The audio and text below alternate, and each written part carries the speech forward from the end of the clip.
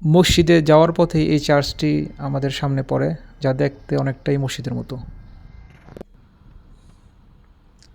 আসসালামু আলাইকুম ইবরান, সবাই কেমন আছেন? সকলকে জুমা মোবারক।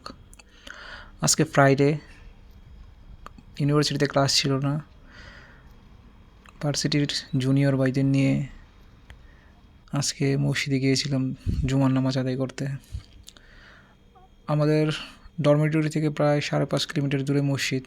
এখানে যানবাহন, পাবলিক বাস সার্ভিস ওই দিক দিয়ে তেমন একটা নেই, এই জন্যে পায়ে হেঁটে রওনা দিলাম। 3 জন জুনিয়র ফিউচার ইঞ্জিনিয়ার আমার সাথে।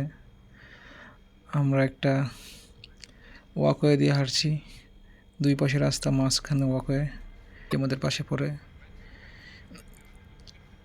দূরে আমাদের ইউনিভার্সিটি দেখা যাচ্ছে।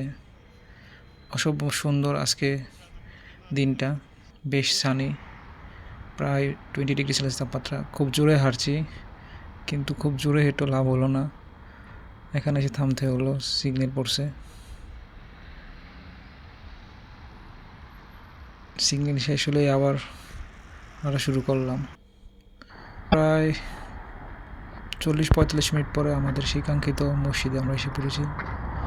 বেশ বিশাল একটা গ্রাউন্ড মসজিদের জন্য, গাড়ি পার্কিংয়ের ব্যবস্থা আছে এখানে।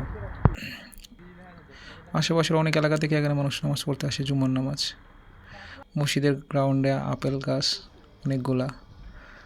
মসজিদে ঢুকতেই অন্যরকম একটা প্রশান্তি। ইস্তেকবালের জন্য লোকজন দাঁড়িয়ে আছে। ওনারা সবসময় সকলকে স্বাগত জানায়, চেকিং করে। এখানে সকলে শীতের পোশাকগুলো খুলে রাখতে হয়। মসজিদে ঢোকার পরেই দেখলাম ইমাম সাহেব খুতবার জন্য তৈরি, প্রায় খুতবা শুরু হয়ে গেছে। চুপচাপ বসে পড়লাম। великую награду. Также Аллах Субхану ва Тааля, желая в своей книге наставления для каждого верующего человека, говорит: «Я айюхан насу убуду раббакум аллади халакакум валладина мин кабликум лааллакум таттакун». О люди, обращаясь ко всем людям, Аллах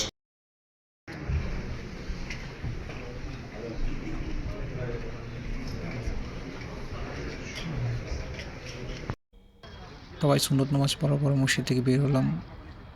প্রায় প্রতি জুমায় একজন মহিলা এখানে গাড়িতে করে দুগ্ধজাত সামগ্রী বিক্রি করে, পনির, ঘি, কার্ড আর অনেক কিছু।